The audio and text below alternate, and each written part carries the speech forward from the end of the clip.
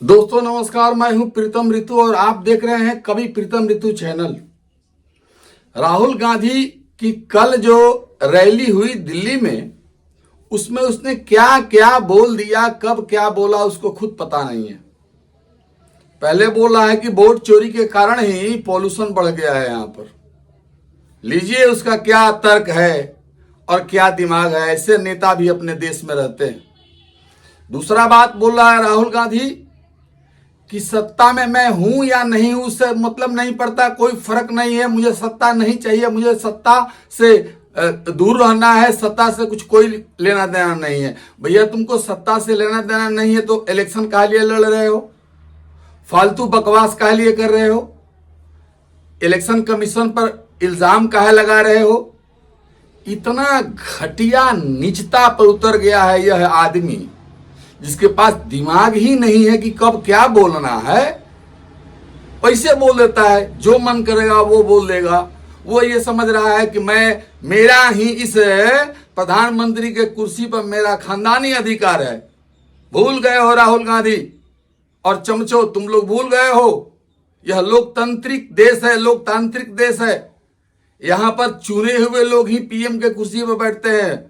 देश के लोगों ने मोदी को चुना है, पप्पू को नहीं, और ना ही कभी चुनने दिया जाएगा और ना कभी चुना सकता है। इस जन्म में तो खैर संभव ही नहीं है, ये मान के चलो। राहुल गांधी ने क्या क्या अपशब्द बोला, कैसे उसको क्या बोलना है उसको खुद पता नहीं है। कैसे डील किया जाता है, पब्लिक को मोटिवेट कैसे किया जाता है, उसके पास न गुण है न वैसा अकल है।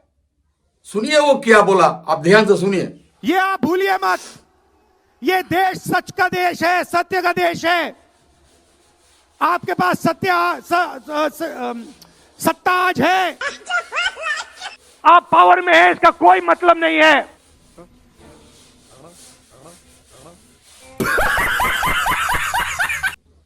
तो दोस्तों दूसरा नाम है कांग्रेस में खड़गे। खड़गे एक नाम ऐसा है जो केवल नाम का अध्यक्ष है, पावर जीरो, कोई पावर नहीं। कोई कहता है, खड़गे अगर बयान देते हैं कि मैं कांग्रेस का अध्यक्ष हूं, उनके पास नौकर से भी अधिक का हैसियत नहीं है।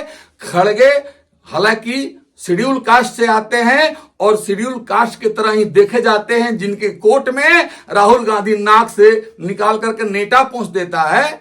उस खड़गे की हैसियत क्या हुई उस मैदान में, उस रैली में, आपको खूब देखना चाहिए, समझना चाहिए कि खड़गे की क्या हैसियत है।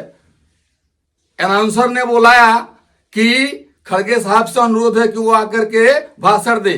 इसी बीच में राहुल गांधी ने खड़गे को रोक दिया और कहा कि नहीं, तुम पहले भाषण नहीं दोगे, पहले भाषण मैं दूंगा। नहीं विश्वास है, नहीं विश्वास इस बात पर, तो इस वीडियो को देखिए। भारतीय राष्ट्रीय कांग्रेस के सम्मानित अध्यक्ष आदरणीय मल्लिकार्जुन खड़गे साहब से कि वो आए और अपना आशीर्वाद हमें दें।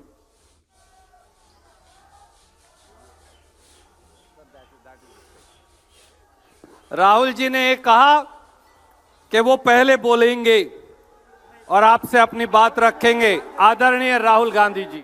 तो दोस्तों आपको खड़गे की हैसियत कांग्रेस में क्या है, राहुल गांधी के सामने, सोनिया गांधी के सामने खड़गे की क्या हैसियत है, आप पहचान गए होंगे, जान गए होंगे कि ये झूठ का दिखावा है केवल, बात कुछ है नहीं। खड़गे फड़गे कुछ नहीं है, वो एक नौकर थे, हैं और रहेंगे, बाकी कुछ नहीं है। अब खड़गे जी जब खड़ा हुए थे बोलने के लिए, उन्होंने कहा जब मैं 50 चुनाव हार जाऊं उससे मतलब नहीं है, लेकिन मेरी पार्टी अभी जिंदा है। मोदी एक बार हट जाएगा तो उसका सर्वनाश हो जाएगा। इतना बड़ा धमकी ये काला नाग दे रहा है। देखिए, जिनको बोलने का ढंग नहीं है, बुढ़ा हो गए, जीवन में कभी इलेक्शन नहीं जीते, राज्यसभा नहीं होता तो इलेक्शन नहीं जीतते, और कमाते नहीं, उनका बेटा इतना करोड़पति अरबपति नहीं बन जाता।